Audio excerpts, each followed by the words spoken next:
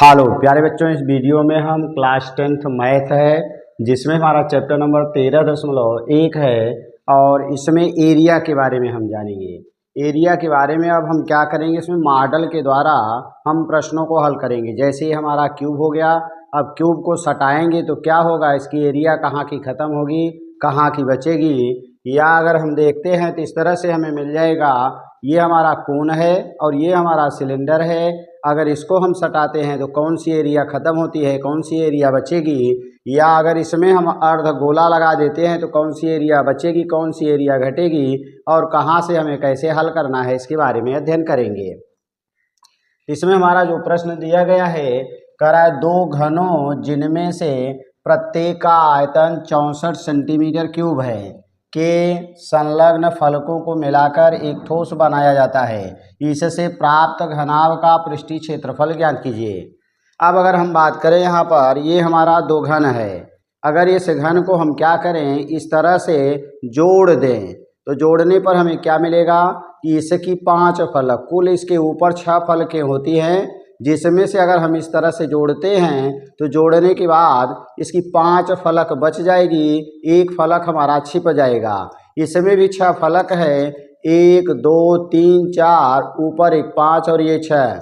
इसको भी जब हम इस तरह से रखेंगे तो इसकी भी एक फलक खत्म हो जाएगी, 5 इसका बचेगा और 5 इसका बचेगा और दोनों का हम क्या निकालेंगे, एरिया निकाल करके ऐड कर देंगे तो यही हमारा संपूर्ण पृष्ठ हो जाएगा।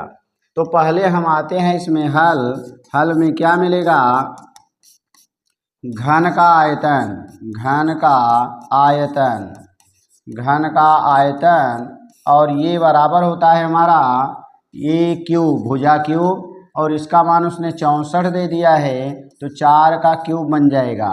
अगर हम ए बराबर निकालेंगे तो 4 सेंटीमीटर बन जाएगा।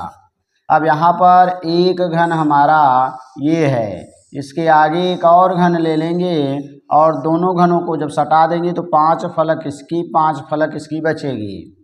तो हमारा बन जाएगा यानी घनाभ, घनाभ का कुल क्षेत्रफल, कुल क्षेत्रफल बराबर, चूँकि हमने कहा ये जो घन होता है प्रत्येक स्क्वायर के आकार होता है और एक घन के पृष्ठ का क्षेत्रफल ए स्क्वायर होता है। तो 5 इसका 5 इसका मिला करके 10 गुणे भुजा स्क्वायर बन जाएगा, 10 गुणे भुजा स्क्वायर। तो 10 गुणे भुजा हमारी 4 है, 4 का स्क्वायर, और ये बनेगा 10 गुणे 4 चौक 16 हो जाएगा और 160 सेंटीमीटर स्क्वायर लिख देंगे और यही हमारा आंसर बन जाएगा। अगर इसको हम इस तरह से हल करते हैं तो आइए देखते हैं इसको दूसरा तरीका हल करने का। ये हमारा एक घन था और फिर हमने इसके आगे एक और घन को जोड़ दिया, तो जोड़ने के बाद पूरी जो लंबाई रहेगी वह 4 + 4 मिल करके ये जुड़ जाएगी, ये लंबाई हो जाएगी और ये 8 बन जाएगा। चौड़ाई हमारी जो है, पहले जितनी चौड़ाई 4 थी तो चौड़ाई हमारी वही रहेगी।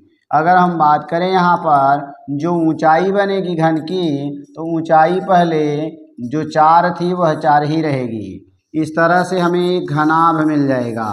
तो घनाभ बनेगा, घनाभ में हमें जो लंबाई मिलेगी 4 + 4, क्योंकि इसको हमने जोड़ दिया है तो 4 + 4 बराबर 8 हो जाएगा। चौड़ाई जो मिलेगी वह हमारा केवल 4 मिलेगा और ऊंचाई भी हमें केवल 4 ही मिलेगी। इसका मतलब हो गया घनाभ का संपूर्ण पृष्ठ, संपूर्ण पृष्ठ अगर हम निकालेंगे तो हमें मिलेगा 2LB + BH और प्लस HL हो जाएगा। घनाभ का संपूर्ण पृष्ठ बराबर 2 ब्रैकेट में लंबाई गुणे चौड़ाई प्लस चौड़ाई गुणे ऊंचाई और प्लस ऊंचाई गुणे लंबाई होती है। तो ये हमारा सूत्र रहा। तो इसमें आ जाएंगे 2, लंबाई का मान 8, चौड़ाई का मान 4 प्लस चौड़ाई का मान 4, ऊंचाई का मान 4, ऊंचाई का मान 4 और लंबाई का मान 8। इस तरह से अगर हम देखते हैं तो हमें क्या मिलेगा, यहाँ 2 बाहर होगा, 8 चौक 32 बनेगा, 4 चौक 16 बनेगा और 4 अठे 32 बन जाएगा।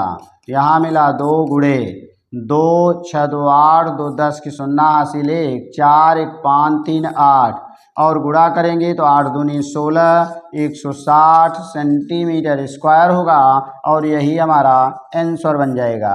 अगर हम बात करें तो यहाँ पर 160 आया है और अगर हम देखते हैं तो पीछे यहाँ भी 160 आया हुआ है, क्योंकि यहाँ पर हुआ क्या कि जब हमने इस घन को इस घन में जोड़ दिया तो 4 लंबाई इसकी और 4 इसकी मिला के हमारा 8 बन गया, लेकिन हमने देखा इसकी चौड़ाई जितनी थी वही है, इसमें कोई परिवर्तन नहीं हुआ तो चौड़ाई 4 ही मिलेगी। और अगर बात करें ऊंचाई की तो ये हमारी ऊंचाई बन जाएगी, नीचे हमारी ऊंचाई बन जाएगी और ऊंचाई हमारा 4 ही है, इसलिए लंबाई तो हमारी 8 हो जाएगी, ऊंचाई हमारी 4 हो जाएगी और चौड़ाई देखेंगे तो 4 ही रहेगा।